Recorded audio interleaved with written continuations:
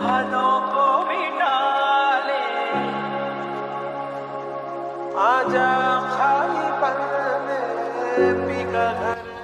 আলাইকুম ভাই।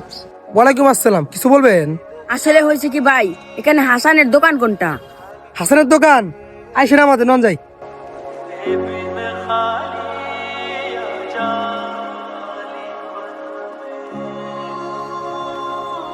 এইটাই হাসানের দোকান। ধন্যবাদ ভাই।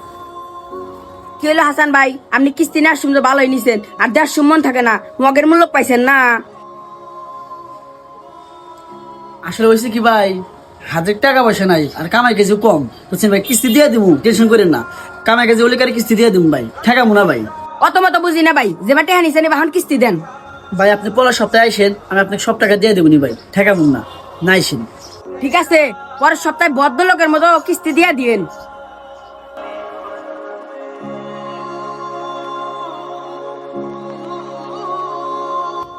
তোর কি সমস্যা বন্ধু, আমার খুলে কর তুই। এটা হর তোর একদম বেমান বন্ধু আমার দরকার নাই। একজন কইছে আর আমার দোকানটা দেয়া দিছিস, জানোস না যে আমি কি বেকারে আছি, আমার কামাই কাজি নাই।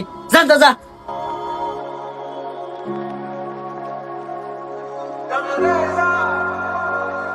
এ ভাই এ হলেন, আপনি যে কইলাম যে পরের সপ্তাহে এসে আমার কিস্তি নিয়ে যাবেন, কিস্তি নিয়ে তো আসলেন না আপনি। আরে ভাই, আপনার বড় ভাই আছে না, হে তো কিস্তি শোধই করে দিছে। আরে ভাই কি করেন আপনি গলা, আমার তো কোনো বড় ভাই নাই, কি উল্টা পাল্টা কথা কন আপনি।